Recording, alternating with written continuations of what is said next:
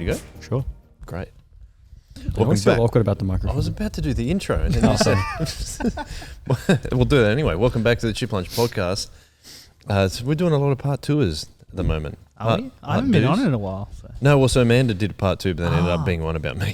That was last. Isn't every last episode about you? The Joel podcast. I should rename it. We thought about renaming it, just like Joel. Just call it one name, like Madonna. Joel Revival. Everyone's like, nice Billy Joel shirt. It's actually my Billy Joel cover band, Joel Revival. My uncle for ages called me Billy because of Billy Joel. Oh, yeah. Yeah, so he's like, how you going, Billy? Least favourite uncle? No, probably not. We're doing a tier list for Joel's family members. Yeah, today. let's do a power ranking. Yeah, I think I only have two uncles. Yeah. So He's not the best. But he's not It's an the easy worst. pick. I'm Yeah. really indifferent towards Billy Joel. Are you? I really don't care. because Yeah. you're not from New York. Yeah. Yeah, I had the I chance don't- to see him in New York and I was like, Really? yeah, I'm all good. Did you go out of There's your some way good to see him? songs. My parents went and saw him. Okay. Yeah, he's got some good songs. I don't know. There's always like Piano Man, but there's like let's do a what's it? We Didn't Start the Fire get rated the worst song ever by Rolling Stone. Oh, did it really? Something like That's an that. excellent choice, actually. That'd be up there. It was high on their list. We didn't start the fire. Oh, it's kind of fun. I don't know. yeah. I don't in a- think it's terrible, is it? It doesn't make me upset No. in Oh, the yeah. way some bands do. I think there All are right, now we're on to another power ranking. there are definitely Queen songs that make me upset. Just like turn it off. Like Turn it what? off. I think Bicycle. I Yeah. hate Bicycle I so much. want to ride my It's just so lame. It is lame. It's kind of funny though. I don't mind. Queen would be okay if they weren't so overplayed in Sydney, but they are overplayed In Sydney. I think it's a very Australian thing, like liking retro, particularly like 70s, 80s music. Oh. I think in my experience when I I've think traveled it's just our overseas, parents' age. I don't know. Like whenever I'm overseas, you don't seem to find the amount of like 70s, 80s or retro music like playing as much as you do here. It seems to be a very typically Australian thing. I don't know. I don't know. I feel like my parents are that age group, so that's just what music they Yeah. played. I like this one. This We're going to get copyright struck for this. that Billy, like me, maybe Oh, right. yeah. That kind of stuff, I think, is pretty Some good. good for old Billy yacht Joel. rock. Yeah, yacht rock. That's not yacht rock, is it? Billy Joel is yacht rock for No, sure. Doobie The Brothers. 80s stuff. Doobie Brothers is excellent. Yeah, Doobie Brothers. Doobie is Brothers and definitely yacht rock. Hall & Oates. Yeah, Oh, they're good. They're good. They slap, man. I love some yacht rock sometimes. well, this was. I think it looks like it's going to be a music podcast today. We can do that. But well, we might get into that. But Lewis, it's good to welcome you back to the podcast. Yeah. Thank for you. Part two. Do you have? As always, check with people with part two. Do you have a beef with someone that you need to straighten out? Is this a real thing we do on the podcast? It's like we're about to take communion. Got to reconcile ourselves with our brothers and sisters. No beef. No beefs. Beefless. Beefless. Yeah. Oh, vegan. Yeah, vegan. I'm vegan right now. Is that a real question you ask on the podcast? Only if you come on for a part two. Because Chris did a 3-parter. Oh, wow. Chris Stevens did a 3-parter because he wanted to have his arch nemesis on Kath. Mm-hmm. And so from now on, I'm just like, is anyone? Cool. I asked Amanda the same thing. I said, have you got any beefs to sort out? Yep. Did you? Yeah. No. She said, no, we're doing this podcast on you. I was Yeah. like, oh. So vegan. The beef with you. Yeah, yeah. Oh, I've got beef with Amanda now because I've yeah. Vegan or vegetarian? Neither. Yeah, I'm neither. Carnivorous. Yeah, it's cool to have you back on because I think one of the reasons we decided to ask you back on is because a lot of things have probably changed since you were on last, which was probably almost 2 years ago, I'd say. Ooh, I that's reckon a it good would question. be. Because you were episode 4, I think we worked out. Yeah. Of the entire Chip Lunch canon. I don't even know if I was... You were the second guest. Yeah. I wonder if I was at YouthWorks College then or not. Oh, I not don't sure. think you were. That's Or maybe you were just there. I'll that's check the crazy date. early days then. Yeah.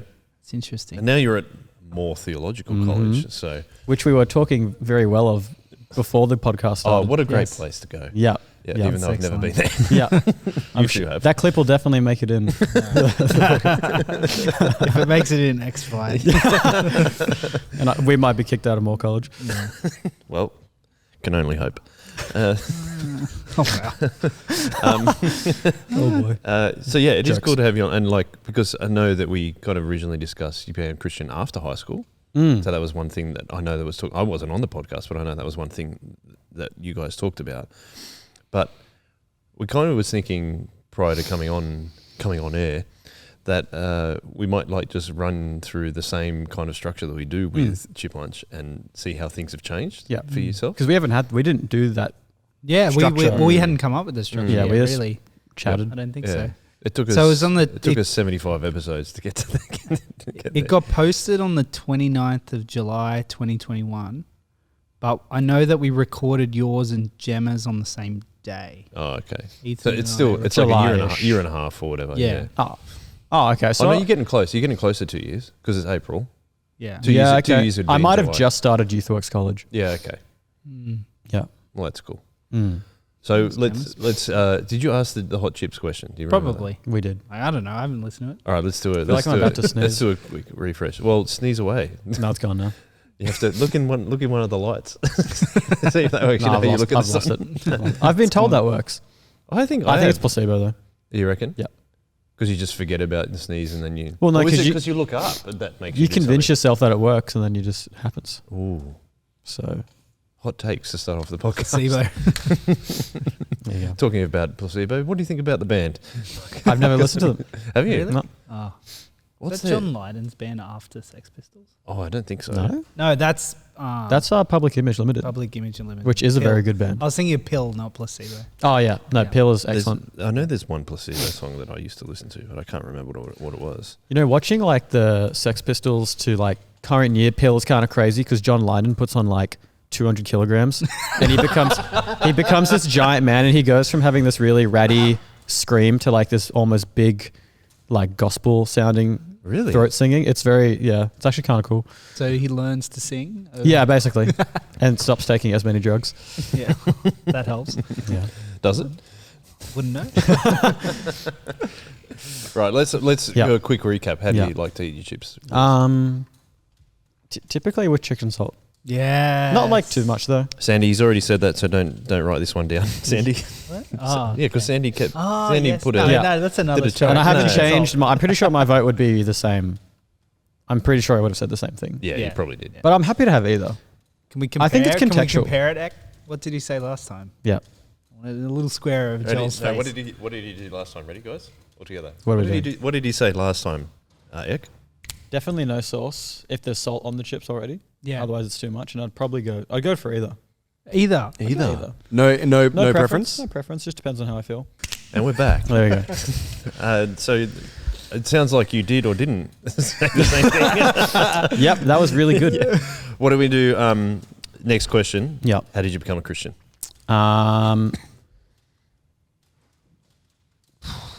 It did actually happen, right? Yeah, it did happen.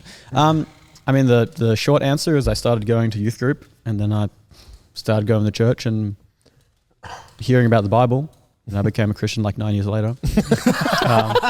So that is a really shortened version. yeah. I mean, we can go how deep, because we could just do the whole thing, but that might, take up a lot of the. If only we podcast. were a podcast about testimonies, I know. we might have time to do something like that. Oh, moving on. I want to hear the next If only question. we weren't a music podcast, we would have time to do this. Ask your third question, Joel, and we'll get this over with.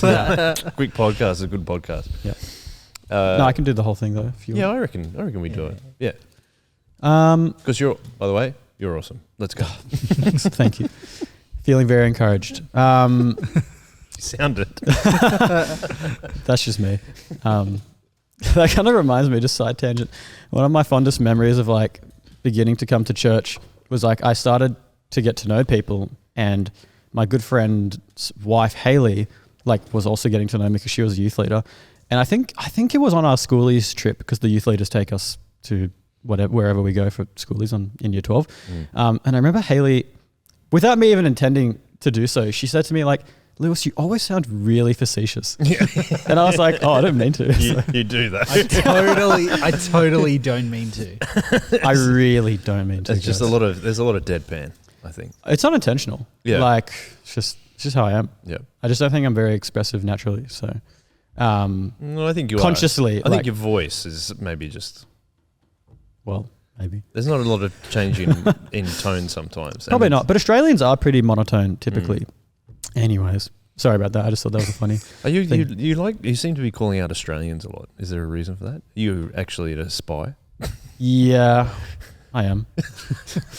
No, Are I'm you being just facetious. See, I can't help myself. No, I've just been thinking a lot lately about Spies. what it means. Well, yeah, how to be a spy, but how what it means to be Australian. I'm currently reading a book of like Australian poetry, Oh, from like the settlers period onwards, so Mm. like 1800 sort of stuff. I don't know. I struggle with poetry. Mm. I don't know if I can. I couldn't read a book of poetry. I'm like, just Yeah. say it, bro. Don't. Well, the guy's dead. Like you got to read it. Like you Yeah, know. that's fine, but he could have written it. Yeah. But why does it have to be like? We'll just read it aloud. Yeah, but just don't worry about rhyming it. Just Not say all it. poetry is with rhymes. I understand. You know, I'm being a bit facetious, No. but Okay. I'm going to quote our Psalms teacher and say, something written with imagination needs to be read with imagination, Joel. Ooh. Not that I like poetry, but Even though like a third of the Bible is Yeah. poetry. yeah, but it's God breathed, Yeah. guys. Yeah, Yeah, true it's actually. So testimony. Yeah, Yeah, I have no Christian upbringing or background. Didn't go to a Christian school. Don't have Christian family members on either side, apart from a few nominal Christians at best. So growing up, had sort of no exposure at all. My only exposure to, I guess, things of faith and religion broadly was probably just people I knew or like media I was consuming saying that it was stupid, basically. My dad's side has a sort of like a leaning towards maybe some new age hippie-ish stuff, but it's pretty vague. like kind of spiritual. Yeah, spirituality. like I've just noticed, and probably since I've become more aware of it and gotten older, but they often talk about things like star signs and horoscopes, just like they're true. Like none of them are spiritual at all. Like they don't read spiritual books. They don't pray or meditate or anything. But they'll just like drop things like that. to explain stuff. They're just like, oh, that's because you're a Pisces. Yeah, basically, like, or like they'll just talk about the spirit, like someone's soul, just sort Okay. of like, and I'm like, oh, okay. Whereas mum's side, never. It's just Right. like pretty straight, don't care, pretty secular. Straight atheist. Yeah. Oh, they wouldn't call themselves like, but they'd call themselves Catholic, right? Okay. Because like, because great grandparents are Catholic, so now everyone's Catholic because you get baptized Catholic. It's just the heritage. did yeah. you Yeah. get baptized Catholic? No, because dad is leaning more towards the hard atheist. Yeah. And so the compromise was like, we're not going to baptize him Catholic so he can make his own decision, Yeah. Right. which I think is fine. Like, Mm. if you're not Christian, like, why would you bother doing it? I was baptized Yeah. Catholic. Mm. Just as if you've been listening last week, you would know that anyway, because I talked about that anyway. On the Joel podcast. I got baptized too, but for no real reason. So your family's not, No. yeah, I don't know. Yeah, your family are very much like, why would we even go to church kind Yeah. of thing. Yeah. So it's weird. Yeah. I don't know. Maybe like you get so excited and worried about like your new child that you just cling to some sort of spiritual safety. Like yeah, it's baptism for weird. some people just seems to be like a, Or it's just something you You know. did, I guess. yeah, I don't know. Well, But, that's the story about Bev and Pete Mm. Crawshaw becoming Christians. So they're like, oh, we'll just get our son baptized. Mhm. That's what you do. And then Yep. they became Christians. Which Yep. is, again, or maybe it's a good thing that we keep getting people baptized even Yeah. if they're not. Oh, I don't know. I'm entering into theological Right. debate, which Yeah. I should not Oh, enter. no. Particularly not the sacraments. Don't do Yeah. the sacraments. Yeah, no, okay, Um, cool. But then, yeah, growing up, no Christian friends in primary school. Got to high school, suddenly, pretty quickly, probably within the first year of year 7, sort of didn't have any friends.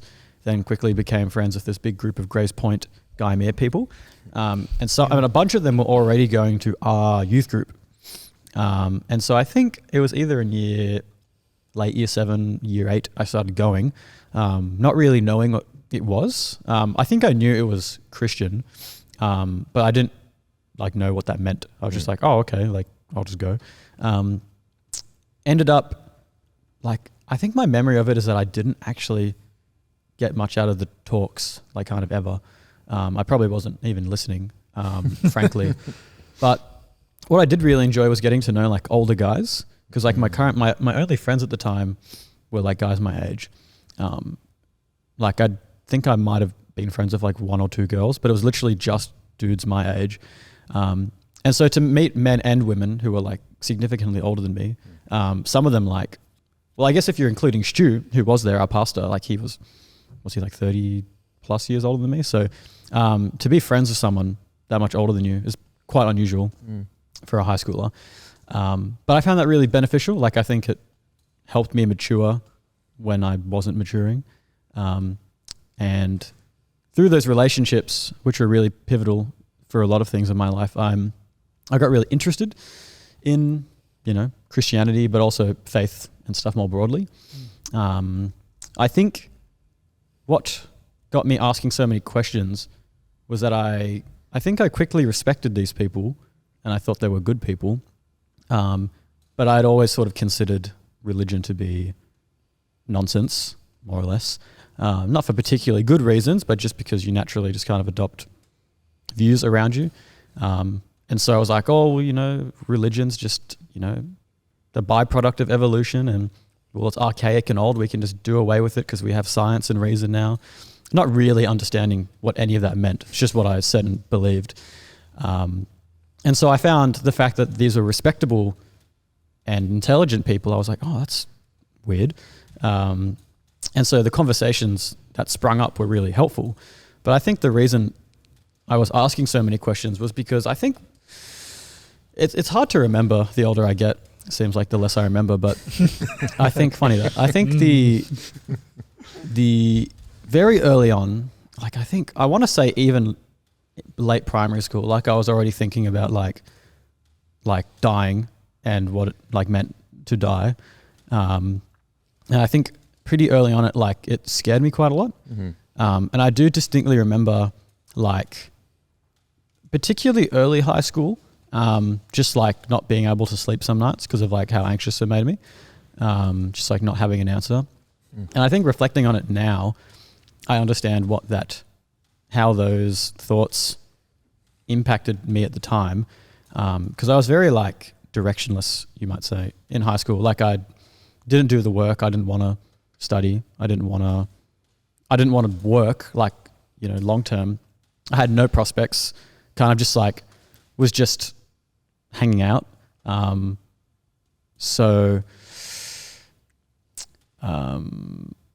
future for me was just like a big question mark. I was like, what happens when I die? What happens when I leave high school?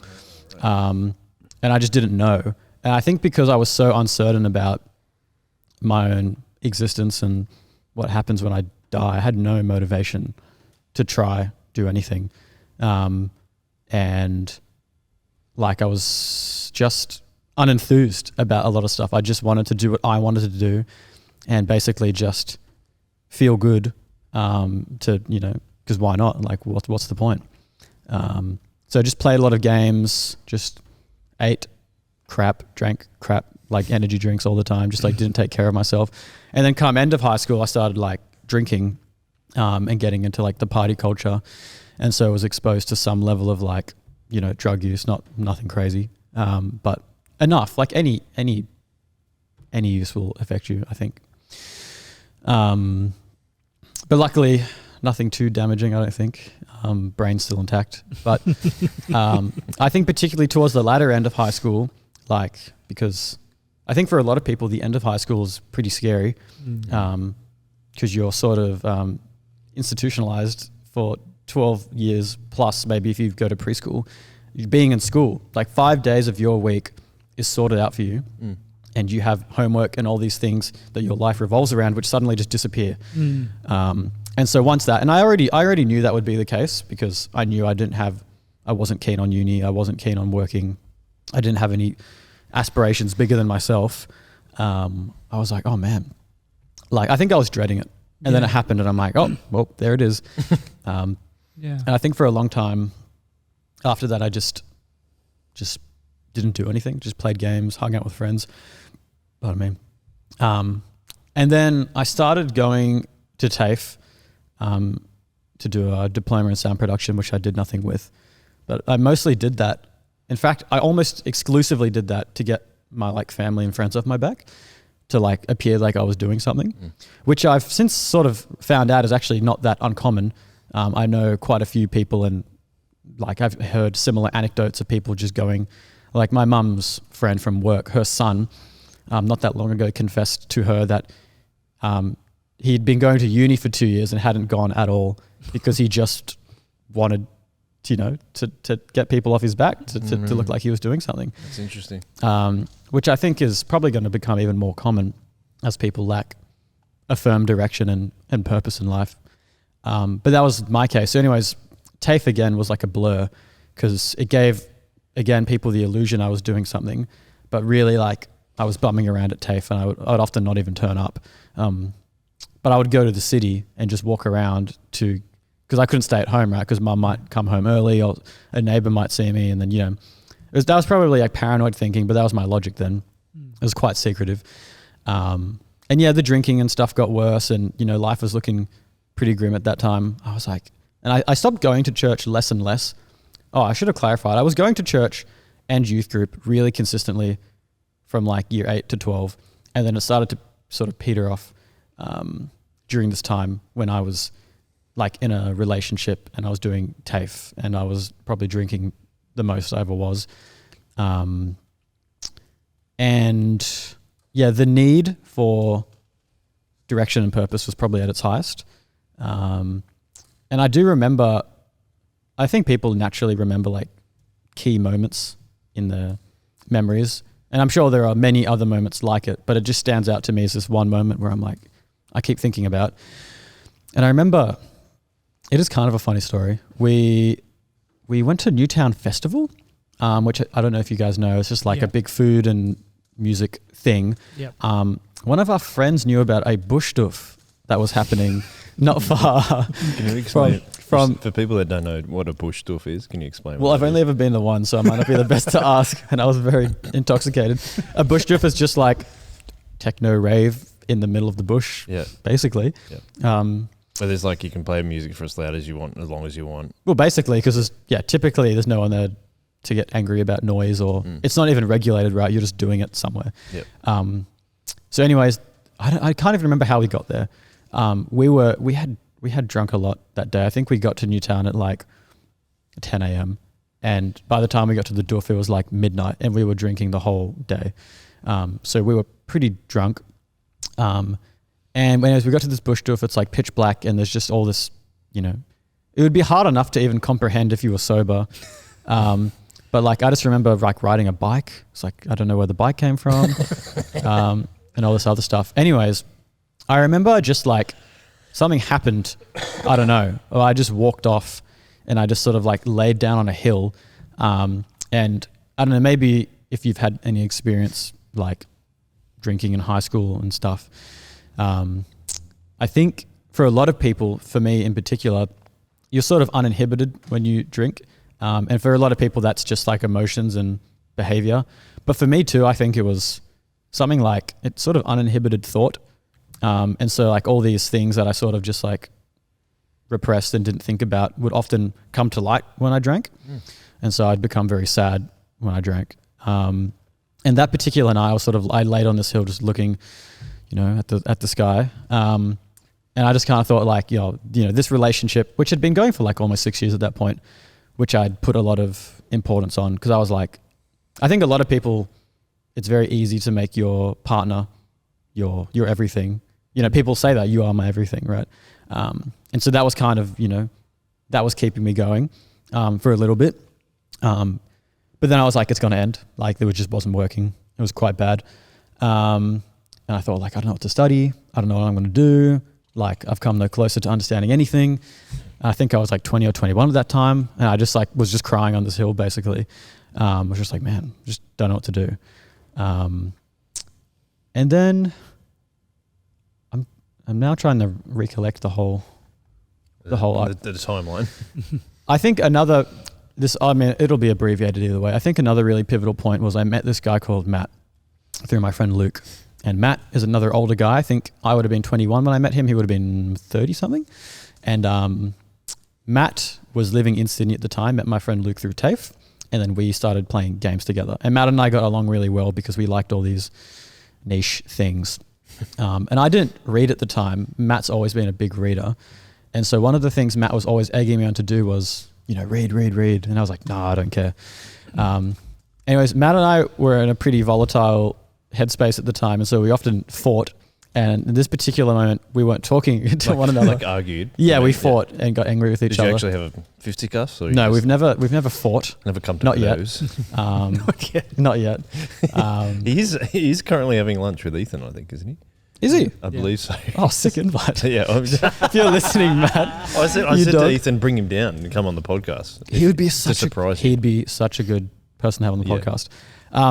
Well, I'm going to spoil part of his story because it's intertwined with mine. That's fine. So we hadn't talked for a few months, and then wow, was that bad? Yeah. What did you? Can I ask what you argued over? Oh, it's so like it's hard to explain because it's not that logical. Welcome to most arguments. You just get like if you've particularly with siblings, right? You just get angry with them. Just things they do, the way they are, just makes you angry, and so you get angry at them, and you just bicker and you fight and you just say mean things to each other. It was just that. It was stupid, right? It was just us bickering, and it was during like the 2019 to 2020 bushfires, the really massive ones. Yeah. He had just moved to, I don't think it was Bega, it was near Bega at least. I think it was Bega. He moved down south anyway. Yeah. And he had just set up home, and basically he woke up one night and like the whole town was just going insane because it was burning down basically. And so he just had to pick up his cats and whatever he could and run. And his entire house was burnt down. But some time passed, and I don't even know how he contacted me because I don't think we had a way to contact each other at the time because we had unadded each other or whatever on Discord. It was so stupid. But anyways, he reached out to me and he told me like, I think he might have texted me. He just texted me. I think he texted me one night and was like, my house is burnt down or something. And I was like, oh, okay. And then I think we met up very soon after that, once he came to Sydney to stay with family. And so we just hadn't talked for months, but this bushfire just brought us back together. I don't know. Sometimes at a big thing like that just brings you together, even if the thing's not resolved. Anyways, we got together, and we were at Miranda Fair, a shopping mall, and he was like, you have to read, we're reading a book together. And we're like, okay. So we read Animal Farm, George Orwell's Animal Farm, which is a good pick because it has depth, but it's also very easy to read. That's probably why they teach it in high school. Yeah. And that was like basically the first book I ever read because I wanted to read a book. And then that started a long correspondence of us picking books and reading them together and then chatting on Discord about it. But this eventually led to Ethan Crawshaw, our friend, getting involved as well in two particular book clubs we did. One book was a book I wanted to read, which was a Japanese novel called Silence, written by a Japanese Catholic Christian it's a historical fiction about, the Jesuit missionaries that were persecuted in Japan during the 1800s. And then through reading that, Ethan was like, oh, like you guys are interested in religious thought. Why don't you read Mere Christianity by C.S. Lewis? And we're like, oh, okay.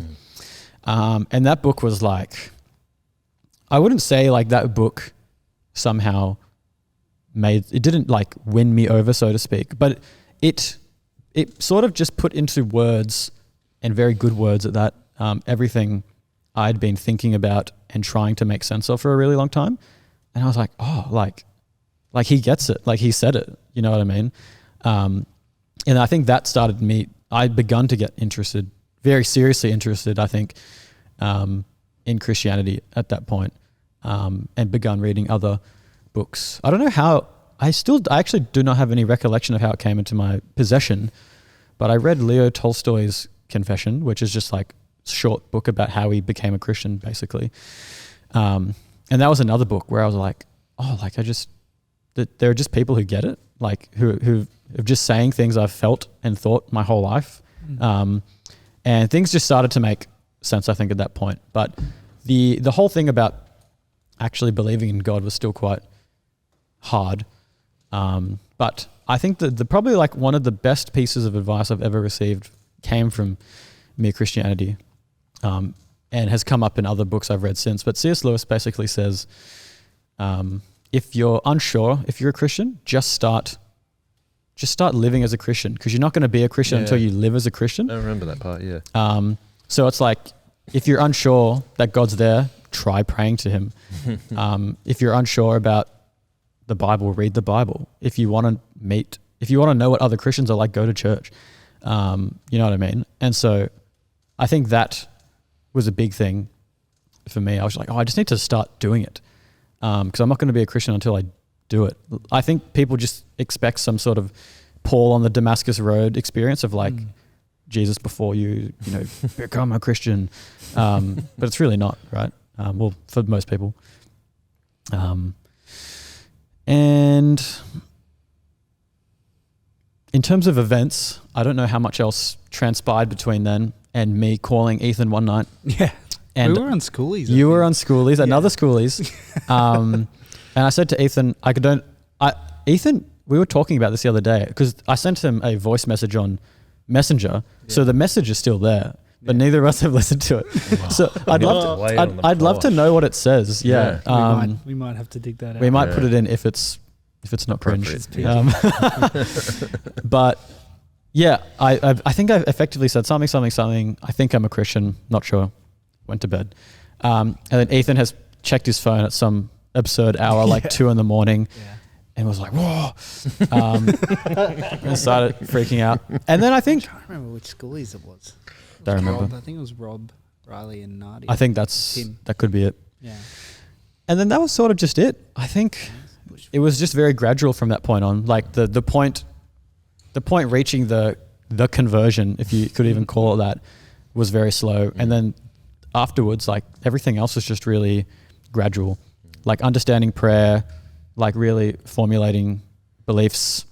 Fish, which Schoolies were we on when Ethan has just walked into the room. When Lewis texted you saying he was a Christian, was it Rob? Oh, was it that one? Uh-huh. Yeah, okay, yeah, that makes sense. Yeah. Do you have the voice memo of him, of Lewis becoming a Christian? We spoke about it the other day, because I sent you a voice message, remember? I'm just wondering, maybe we can put it right at the end of the episode. We're talking to Fish off It depends what it says. You'd have to, I don't even know how you'd find the message, because you couldn't word search for it. He's just scrolling through. That would have been 2020. You could not scroll back. That were the 2020 Schoolies? There's years. That's literally years of messages. That would take a long time. Maybe word search like... What? Yeah, word search what you would have said. No, but he sent me a voice message. Oh, can you just search for voice Who messages? Speaks in voice message. I know. There's people that do that though. There's people that just send voice messages. We don't. That was an unusual thing. I only did that because I wanted to leave Ethan. You didn't want to talk to him. No, because I called him, but he didn't pick up. Okay. And then I was like, well, I'm not going to type this out, because it was like 1.5 minutes or something. Yeah. And so I just said it. Yeah. He's actually trying to scroll back through like 3 years of messages. He's in 2022. He's been scrolling for about 2 minutes. But in terms of like chronological events, that's the events half. It's a cool story about the internal stuff that's separate. But yeah, I think what I reflect on, which is really cool, is I love, I didn't even say it. Like, I love that God used that bushfire to bring Matt and I together, to then eventually reading the Bible together. And him and I both became a Christian around almost the same time, within a month of each other. So yeah, that's why it's an amazing story. That's why it's really cool to get you back on here and talk about it.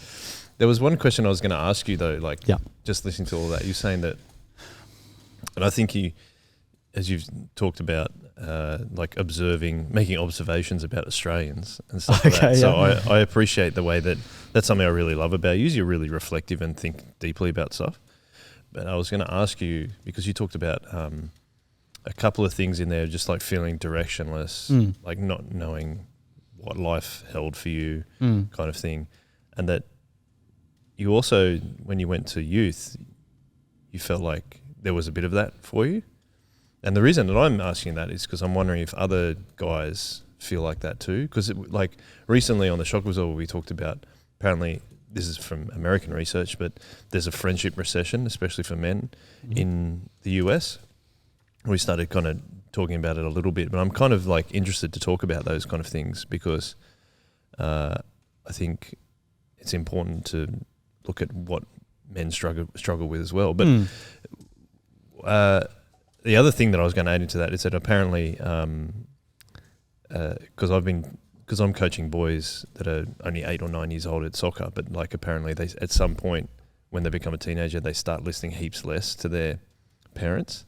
And so, but they look for those role models outside of the home as well to help them with that. So, all in that, what do you think about that? And I'd love to hear if you thought, like, if you became a Christian earlier, for example, would something that would have helped you become a Christian earlier if you had more of that?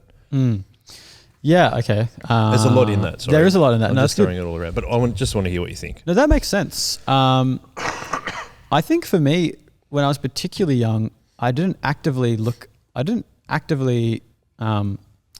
to my parents in a role model way, at least knowingly. Like I think some children would be like, oh, my mum or my dad are my heroes. I don't think I ever thought that. Not because I hated my parents, I just didn't. And funnily enough, in high school, sorry to buck the trend, but I think in high school I started to think like, oh, my dad's cool because my dad like plays in bands and he likes music and stuff. And I, at the time, was like really interested in music, not playing music, just music history and music as a medium. But I think it's pretty typical, like all the way back to Beatlemania, like for young people to just idolize and respect, like people in pop culture and media, whether it be film directors or movie stars or musicians. Like everyone's sort of got someone like that. They've got the poster of someone in their room, right? And so mine were motor racing drivers and footballers. To each their own. To each their own. Well, it's funny you just went full artistic. You just said, like film directors or artists. Or musicians. I'm probably speaking from my circles. Oh yeah, I'm like, okay, I got a massive Liverpool poster and then a massive Slipknot poster. Yes, there's a couple of very eclectic bands on my wall. Yeah, I think I had a Beatles poster, and I don't think that was my only band poster. Oh, I had a Nirvana one actually. Yeah. Nirvana was huge. I had a Rage Against the Machine. I had a Rage Against the Nice. Machine as well. Yeah, Nice. very cool. We're just living our childhoods. Ethan signed. Ethan, did you find it? No, I just swiped for that whole time. I was just scrolling. And then I scrolled, and then I accidentally hit the react button, and now I'm all the way back. For those who didn't hear that, Ethan accidentally undid all his progress. Basically, Young whoopsied is what just happened. All right. Well, we still got plenty of the podcast to go, so Yep. if you want to keep doing that, you can. And so yeah, I think for me in high school, like I started to like want to emulate my dad and my grandpa because my grandpa was also really into music and playing in bands. Because I respected musicians and the music culture and sort of stuff. And that was part of my reason I did sound production, as I mentioned before. Yeah. Not because I was genuinely capable or passionate about the industry, but it was sort of, I can't play an instrument, so how else can I get involved in music? Well, I could be a roadie or a producer or something. But I'm trying to remember exactly what you said. Role models and yeah, I think without realizing it, a lot of my youth leaders were my role models already. Another Crawshaw has entered the room. Hey, Stu. Yeah, I think growing up, like in high school, I often thought like my youth leaders like treated me better and were nicer, more genuine people than sort of anyone I knew. And I think without admitting it or realizing it, they were my bigger role models already, which is like I sort of mentioned before, it was good growing up as a guy with only year 7 or, you know, whatever my age was, boys. And dad is present in my life, but my parents have been split my whole life. So dad's not a major figure in my life either. So I think male role models particularly were really good to have, but also I think having like older women in my life too. I think for a lot of high schoolers, like your female friends are like, there's sort of two people. You either have lots of guys and kind of girlfriends and it's just like chill and but most guys are just like, I have guy friends, that's it. And if they meet a girl, they will probably want to start dating her. Like that seems to be the pattern. You know, that is my anecdotal experience of what I've seen. Like typically if you're in a guy-centric circles only, any girl you meet is, you know, is someone you would like to date basically, or will become that. And so I think having older girls in my life too, or women, they were women, was really helpful too, just to have, just that they could give voice to women generally, that girls aren't just this thing that boys want and can have, like that they're actually mature people who have thoughts and stuff too. Crazy. Jeez. But it's serious, like when you are stupid year 7, 8 boy. Yeah. You don't have any sisters though, do you? No. Yeah. Okay. I lived with my mum, like I pretty much live exclusively with my mum. Yeah. And have done so for all my life. But like your parents sort of occupy this weird other realm. You know what I mean? Like your mum and your dad are just like, they're mum and dad. They're not boy or girl or man or woman. You know what I mean? It's just like, mum and dad. They've been there ever since the beginning. Yeah, it's just mum and dad. Like what else needs to be said? That's why I asked you the question about, like, because I've got a sister. I wonder if, like, your perspective on that, as you're saying, with changed with women, is that I wonder if how that's affected if you did have a sister or not. Oh, definitely. And I think like growing up, like I was either alone or with my stepbrother, and then my friendship group was like predominantly males. Yeah, it's interesting. Going sort of later in high school, I started to meet and become friends with a few girls. And I think for a long time too, they probably became, I think I found pretty quickly that girls are more willing to like talk about serious things than boys, at least at that age. And so I think these girls sort of became like, we would sort of emotionally confide in one another when we couldn't with other dudes or whatever. Yeah. And that was also helpful. But again, like you have a pretty skewed vision of like what gender is in high school. I think the role model thing though, like I think for a lot of boys, they're looking for that, but they don't know they're looking for that. Yeah. You don't want to admit it. Yeah. Like no one wants to admit they don't know stuff or that they're relying on someone else for, because everyone wants to be self-made and independent and whatever. Well, you're gaining a lot of independence around that time. Yeah, definitely. Which is where you kind of maybe you're kind of a little bit rebellious against your parents, and then so you start liking. I remember like just even my family be like, my parents were like, "Oh, you like that music?" like because I was into like Rage Against the Machine and Limp Bizkit and bands like that. And then, but then I went even earlier, and I'm like, oh, where do all these bands get their influences from, like Led Zeppelin and stuff? And even my parents aren't into any of that either. So that's funny. That's funny because my dad and mum have pretty similar music tastes, and growing up, I liked a lot of their music tastes. So like the grunge and the new wave and whatever broadly. But now as I'm older, I have pretty markedly different tastes to my parents, and it's just funny that you mentioned your anecdote of listening to like bands like Limp Bizkit and stuff, and you mentioned your Slipknot poster, because I got into Slipknot this year as a 24-year-old, and my mum came into the garage the other day when I was listening to them, and she said something along the lines of like, I can't believe you listen to this crap. That's so funny. Nothing changes. It was at the end of last year, I had a Slipknot resurgence. Like I bought their first album when I was in high school, and then didn't listen to it for ages, and then I had a resurgence, and then wouldn't stop talking about them for ages. Bro, they're so good. They are. Can I hop in real quick? Yes, I know you're in the middle of a really funny thing, but I gotta go. I couldn't find the voice recording, but I could find something which I think happened pretty close to it, where you sent me an emoji, and then I was like, what? And then you said, do you reckon I should just say I'm a Christian at this point? And I'm like, yeah, probably. And he's like, well, I just gave Neve the impression that I was when we were speaking at it, so it probably means I am. And I'm like, probably. And then you swore, and then you said something else. And then I was like, just have you prayed the becoming a Christian prayer? And I was like describing that, and he's like, yeah, I mean, I already have, like a few weeks ago. Well, something along those lines. And then in all caps, I'm like, when did you do that, and why didn't you tell me? And he's like, oh yeah, my own version, I guess.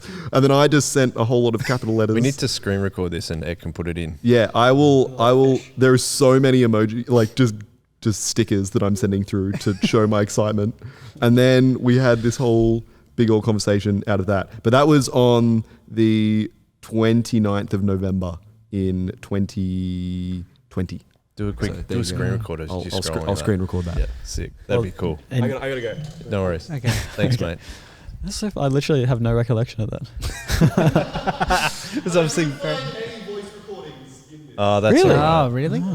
Surely it would have Surely been. Facebook have got it I'll somewhere. dig deep. I'll dig That's deep. November. We went on that schoolies in December, or was it that the one that was in January?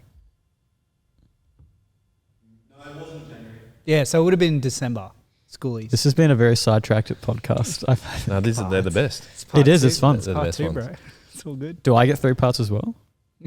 Depend if you've got more beef. Yeah, you need to start a fight Okay. this Yeah. Saturday. I'll start fighting with Matt again. And then we can- And then we'll get him on. Yeah, that's Yeah. a great idea. Yeah. yes. But just record it all like a documentary. Like he doesn't know you're doing it. It's just like found footage film. it's all in like black and white. Yep.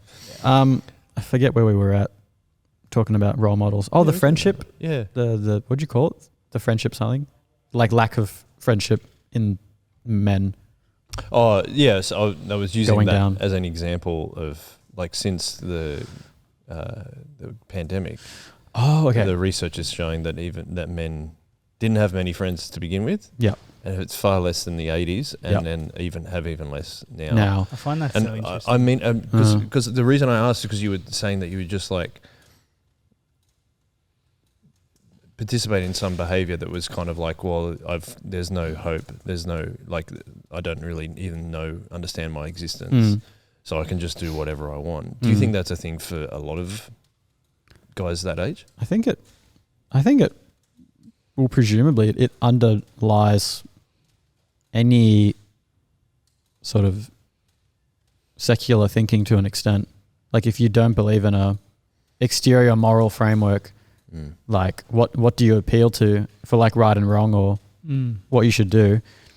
So not like I know a lot of still am friends of like people who are either non-Christian or atheist who disagree with like my conclusions. And I remember discussing with people at the time, you know, we would chat about the stuff like, yeah, you know, we don't believe in God and, you know, there's nothing after you die and blah, blah, blah. But the conclusions we reached are so different. You know, some people were like, oh, like it's fine. Like I'm just chill. Like, cause it's, you know, there's going to be nothing. So whatever. And I was like, yeah, there is nothing. And so that was part of my fear and anxiety was like, if there's nothing, then I can't make sense of anything I do now. Yeah. And so I remember arguing with people about that. And I think for me, a lot of high school was just like, there's just a total apathy towards death and like big questions like this. Like people just don't care. And doing scripture and chip lunch and youth group now as a Christian, the same thing still applies. People just don't care. And at the time, people's apathy drove me insane. Like I was infuriated by it. I was like, how can you not care about So you're this? like searching for like really strong, you were searching for purpose. Well, just an answer for anything. Like, yeah. Because I don't think I ever firmly believed like, oh, there's nothing when you die. Like that was my assumption. Like that's probably the case, but I never like would die on that hill sort of thing. And so I was like, I need to find out what the truth is. And I think reflecting on it, that was a pretty, what's the word? It's pretty volatile because depending on what answer I found, it could have been like pretty bad news for me. You know what I mean? Right? Like seriously. Like, yeah, I remember having pretty dark thoughts Yeah. Okay. like, growing up in high school. And I do vaguely remember often thinking like, if I was ever fully convinced that like there was nothing when I died, like I don't know what would happen to me, sort of thing. Like I don't know if I'd bother to keep living, sort of thing. But so yeah, I was pretty distressed about that all throughout high school. And yeah, like people would often look at me and be like, Lewis is lazy, Lewis doesn't care. And it was like, yeah, that's true. But that it was always, that was what was underlying it. And that was the sort of stuff I couldn't talk to anyone except my youth leaders about, because their entire purpose of youth leading was to talk about death and answers to death and truth and what they think is true. And yeah, there were definitely some attempts by me to search for truth in that time. And so I think that was sort of like my early, the seedlings, if you will, of my interest in, everyone's on their phones now. No, Wow. Fish just texted Wow. me to do with you, and he said the day after convo, the day after that conversation, the messages have Lewis adding me as a friend on the Bible app. Also messages after saying, don't tell anyone. Which he already did. And then he sent through a screenshot, which I'm sure we can have later. Which he did. That dog. He told everyone. Okay, I'm not going to read out this next bit, but it's quite good. Can you abbreviate it? I can use. Ethan said the angels in heaven are having a party, and then you said, Oath, next step, become a youth leader. Done. And then you said, next step, find a base Christian wife. And then I'm not going to read the last one. May I view this as well? You are a funny dude. Yeah, don't delete that image. Yeah, sorry, we probably shouldn't read that out on the podcast, but it's very funny, and you're it's very awesome. funny. I was going to ask you though, like we've talked about a lot about you becoming Christian. Do you want to say something first? Well, no, I think I was in the middle of saying something, but I'm I sorry. now forget it. Oh, that's okay. Oh, because we were texting. Sorry, I got a text from my father. Anyway, Damn. and he's currently in hospital, so I was just checking. It's all good. Oh, cool. The I can't remember. Yeah, you go now. It'll come back. yeah, well, you'll probably be able to weave it back in, I think. But we talked about like you were talking about you didn't know what to do. You're like doing sound production, even though that was just to get people off your back a lot of the time. But then you actually started going to YouthWorks College, and now you're currently at Moore College. Yeah. So talk to us about that, like, because that's such a big jump. You've just reminded me of like what I was working up to, which does lead into that. Great, so let's do it. I'll take a few steps back. In terms of the directionless and the, the stuff we're seeing now with like people broadly speaking just have less friends. And something I've noticed is a lot of people have a lot of online friends now. And something I've been reading a lot about lately is the differences between a physical in-person relationship versus a digital relationship, which is something I already understood growing up because my 6-year relationship was partly long distance, at one point. So for a few years, I already understood what that meant and the differences that it meant. But growing up in high school, for me, like, despite my directionless and my purposelessness, I always found satisfaction and meaning in my relationships. And so being friends with people, and I guess in my own view, taking care of people, although I probably didn't do a very good job of it as a high school boy, but that was often enough to just keep me distracted and keep me going. So I think in a ironically selfishly selfless way, I got my satisfaction for living for others, but I wasn't that sacrificial in my living. Like, my drive and my happiness came from relationships, not necessarily selfless relationships, but just relationships. You were getting something out of it. Yeah, that's right. And which is why I said selfishly selfless. But then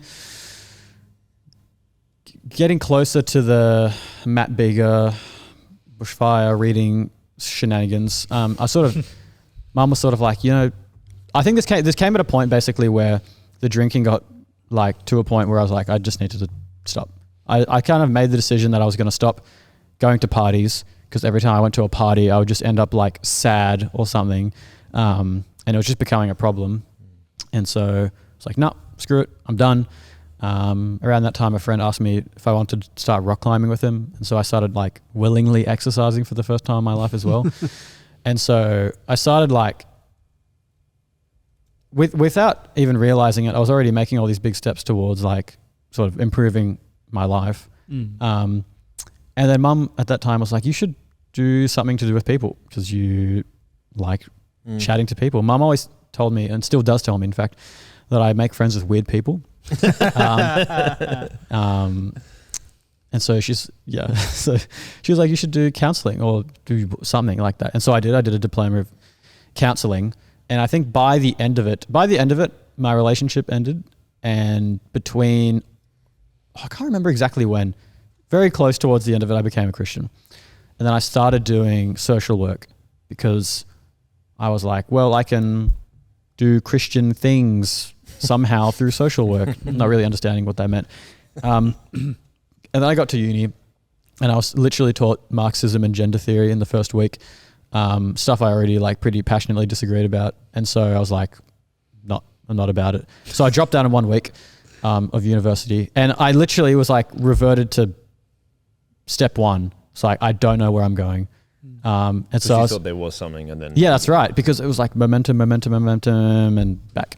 Yep. And so again, I was like, crap. And I mentioned that to talk to Stu, the pastor, about it.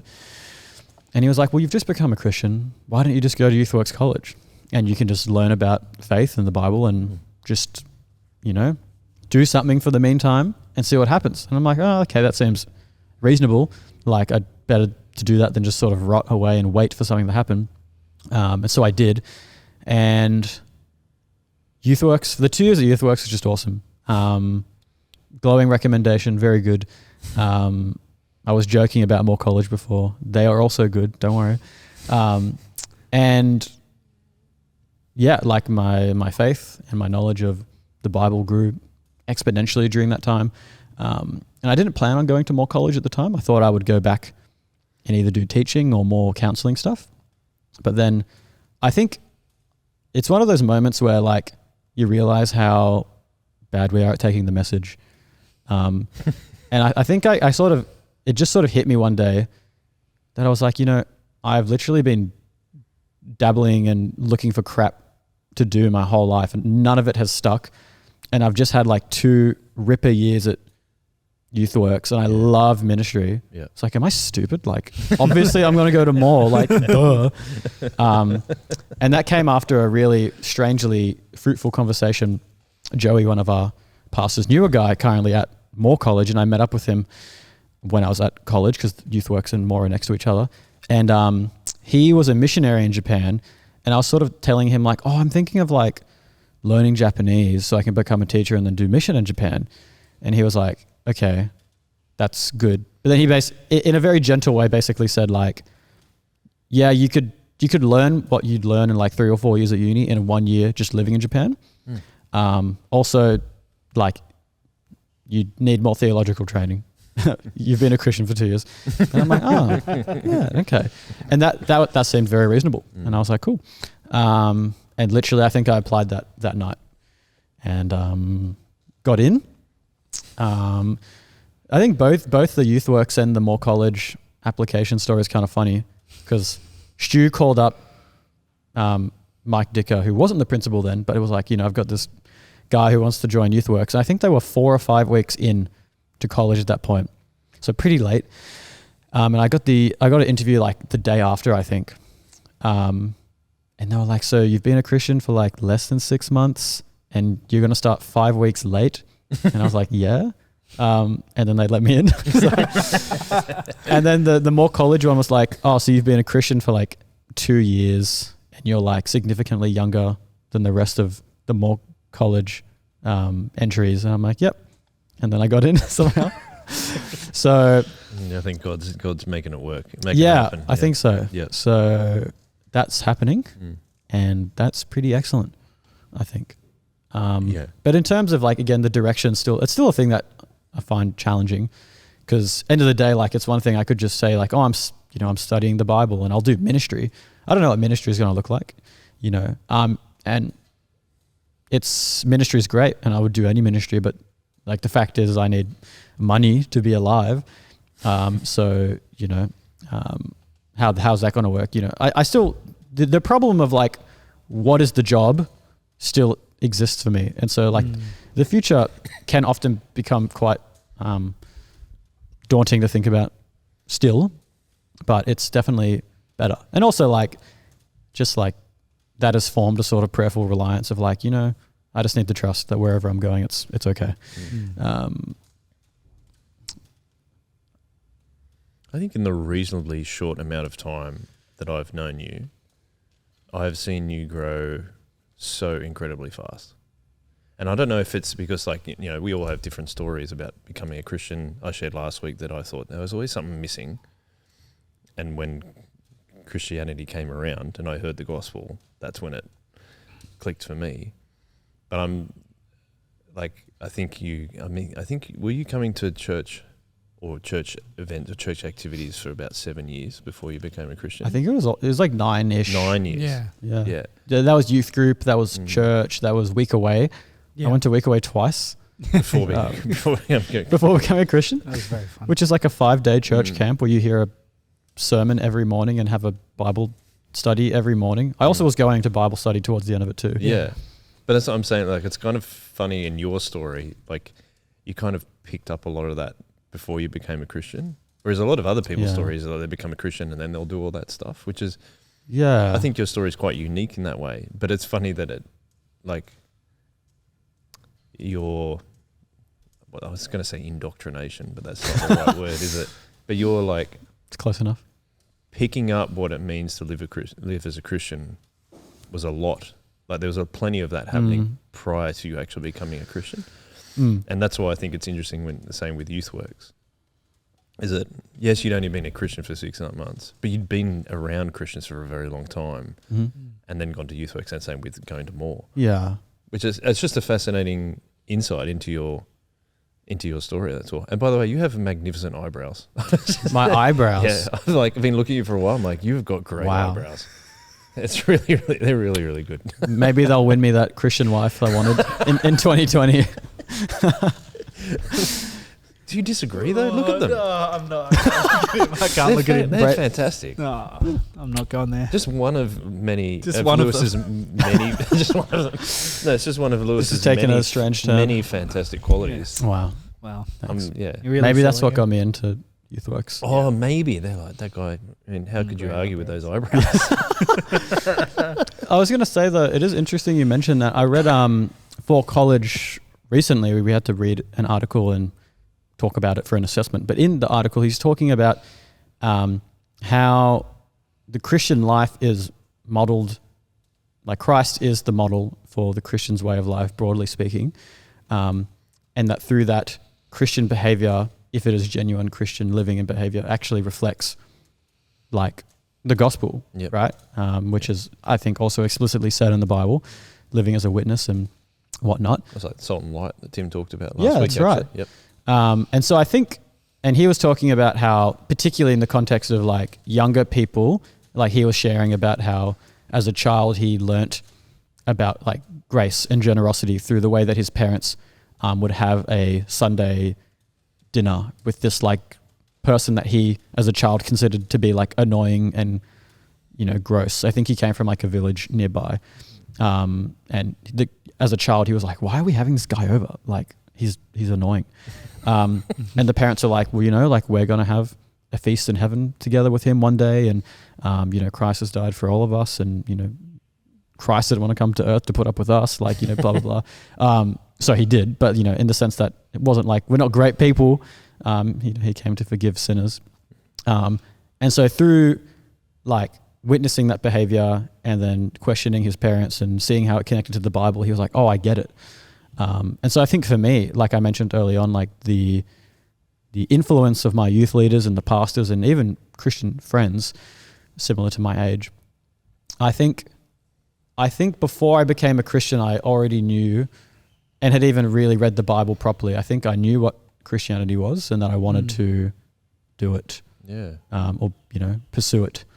And that was another early thought too. I was like, even if it's not real, like I think I just want to live as a Christian. because it just I'm convinced that it's the best way to live. So yeah, And it answered a lot of those questions that you had growing up.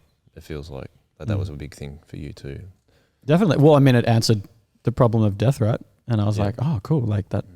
And it also answered the questions of like suffering and just pain broadly. Like, why is it happening to me and people around me? Like, how do you make sense of this? How do you reconcile that God is good if the world is so bad? It all makes sense. Any questions for Lewis before I ask him our final one, Braden? Oh, I just think it's really cool. Like, we chatted about growth, and I think that's why I was excited to be chatting to Lewis again, because Yeah. obviously Yeah.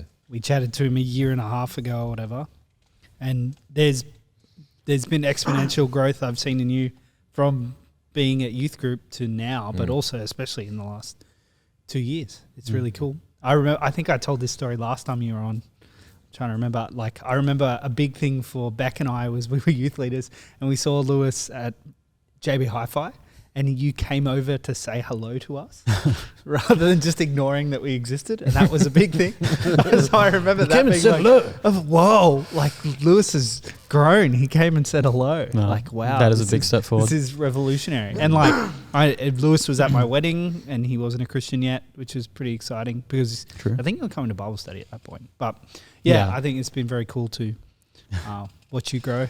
And now you're at college, which is mind blowing. Like I said this to Lewis the other day, like someone at college was like, oh, like, do you go to church with Lewis? I'm like, yeah. And they're like, oh, like, he hasn't been a Christian for very long. And I was like, yeah, no, he got baptized when I was in first year. now I'm in third year and he's at college with us. Yeah. It's pretty crazy. It's funny. I think it's very encouraging. Yeah, that growth is just, I think, observing it in you, mate, is like just been exponential. Like, I remember meeting you and I thought you were a little bit reserved, probably because you just didn't know who I was and stuff like that. But the way that even I think, relationship has grown has been really, really fun and really enjoyable, because I can just see, like, even the way you articulate yourself and just I feel like you're heaps positive, which I don't know if you were originally. I don't know. But that's the thing. I think, isn't it fascinating how much that, like, the purpose that God's given you, how transformative it's been for you? And I think it's amazing. God is real. Yeah. I think I think you're living proof of that. There's the podcast name. God is real. God is real. But that was another thing for me too, right? Because I had all these issues. Like, I had all these things within myself which I didn't like. And then suddenly becoming a Christian, like, things just started to change. And I'm not perfect. Like, you know what I mean? In fact, if anything, I am more aware of my sinfulness now that I'm a Christian, which seems to make sense. But it's a funny thing. Like, your awareness of sinfulness increases, but you also become less sinful Yeah. I see what over you're time. saying. Well, that's, I mean, that should be the trajectory at least. Yeah. Which has been, in my case, like, that's always a huge thing for me. If I'm ever doubtful, I'm like, oh no, like, God literally just did that in my life. Like, can't deny that. Final question? Final question. Sorry, Oh, yeah. that's where I was going. Final question is, and we kind of talked about it a fair bit, I think, but I always like hearing the answers to this once we've gone over people's lives. What do you wish you knew that you know now as an older Christian that you knew when you were a younger Christian? That's only been a couple of years. So what would I have told my young Christian Yeah. self?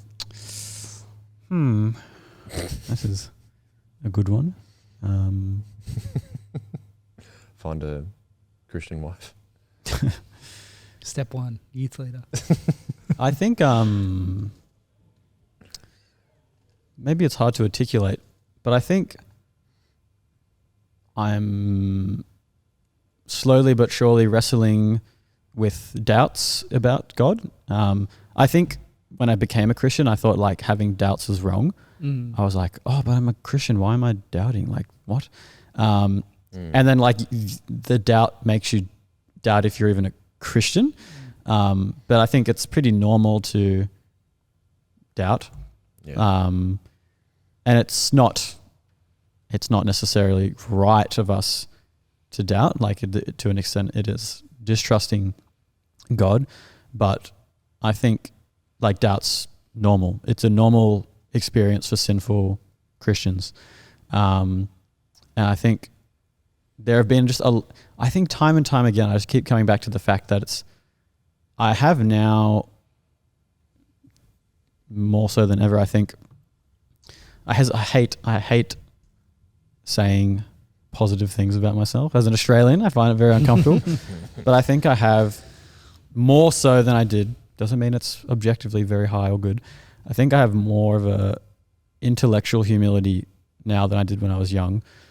And I think I'm just okay to not have answers. And that doesn't cause me doubt anymore.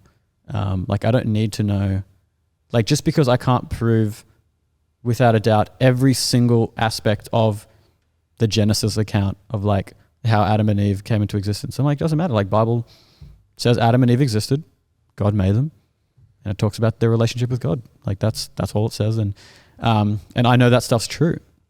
And so I just like, there's a really great guy at church. He'd be a good person to get on the podcast. Chris Pinn. Biggest brain I ever met. Yes. I don't know how he carries it around. Yeah, it's so large. Needs a jar. Yeah. Carried around it. He very smart scientist that we know. And sometimes I'll just ask him a question about something, and not only does he just have like very precise and like good answers a lot of the time, where I'm like, oh wow, like side point. That's another part of the intellectual humility.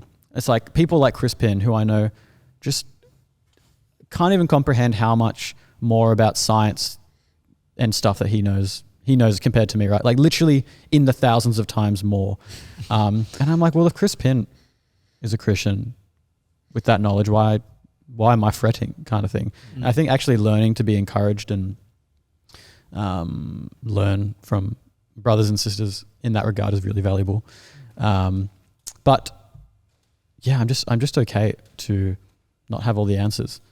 And you can't have all the answers. I think to an extent it is, I've come to reflect, it is sort of it's a bit, what's the word? It's a bit like folly, I don't know, to assume you can have all the answers. Yeah. Which I think a lot of our civilization runs on now. Yeah. I think we're very used to having answers, and we think we have answers, but typically, at least in my reflections, a lot of the answers for the big questions given by, the world broadly, are pretty dissatisfactory.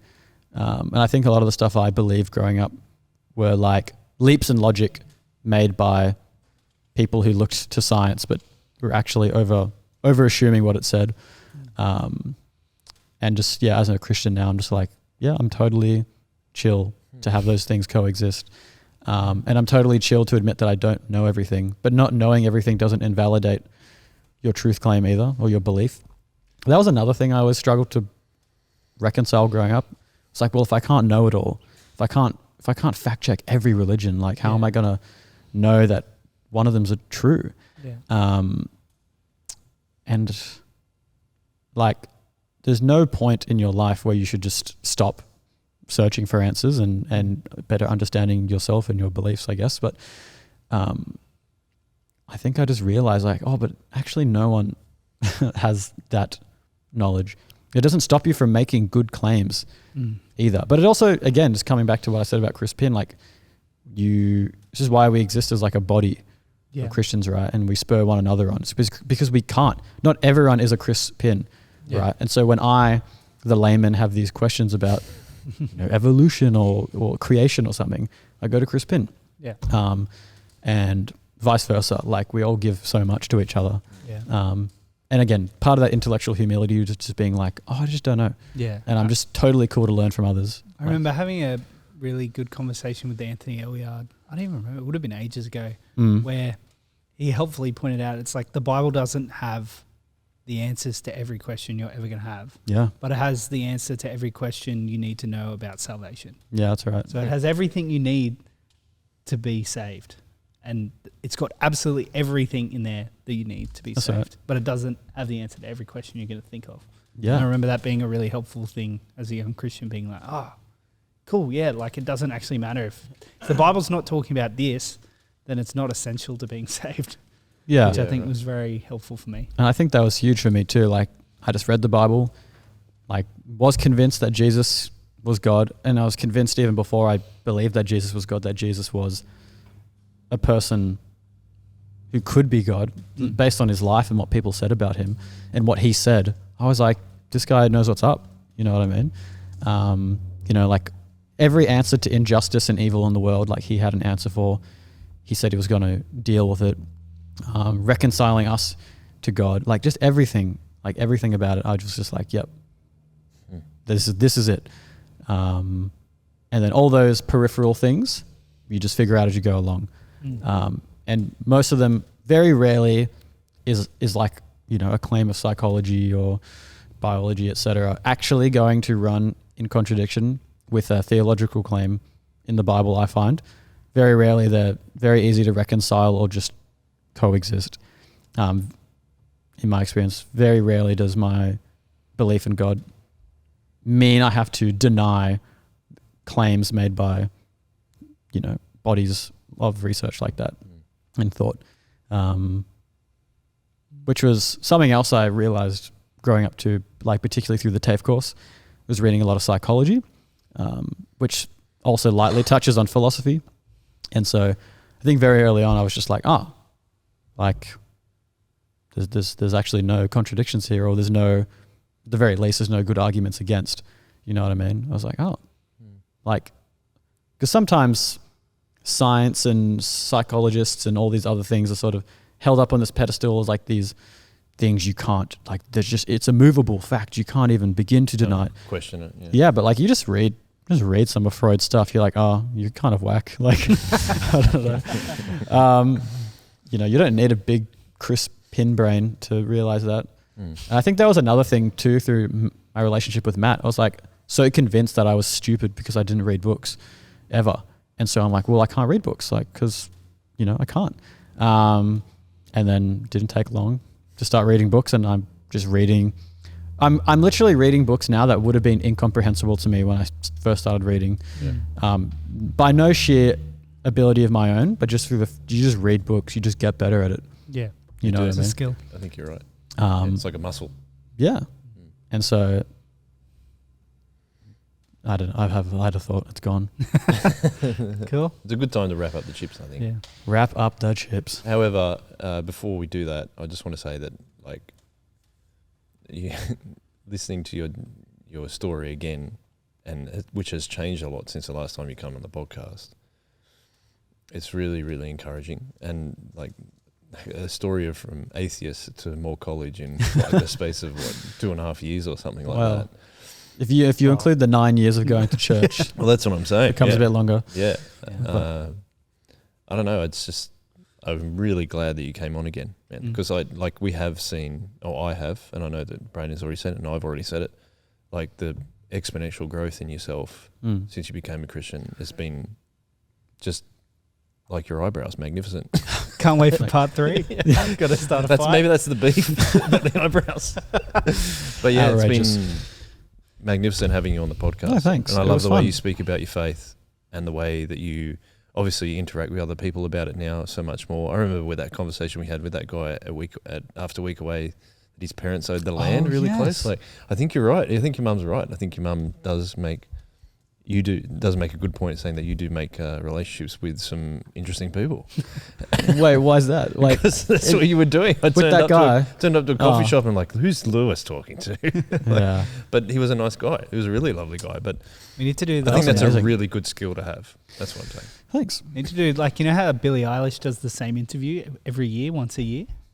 No. Oh, so, What do you mean the same interview? They get, I can't remember, it's one of the YouTube channels, get her in and ask her the same questions every year. And she's been doing it for like 5 or 6 years, once a year. I feel like this will be our Lewis update for this year. Oh, that's a good one. get Yeah, Lewis we've done back next year. 2023. 2024, we'll get Lewis back We'll on get and Lewis see. back It'll and become ask the you the Joel same and questions. Lewis podcast. He'll be running a mega church by now or something. I don't think so. All good. Yeah. Well, isn't your plan to take over Soul Revival eventually? Oh, yeah, You didn't deny it. yeah, It's on the plan. yeah. It's on the We'll either take it over or we'll schism and then subsequently conquer Soul Revival. Well, until then, thanks very much for coming on, man. Thank you. Thank you, Braden. One way. One way. One way. One way.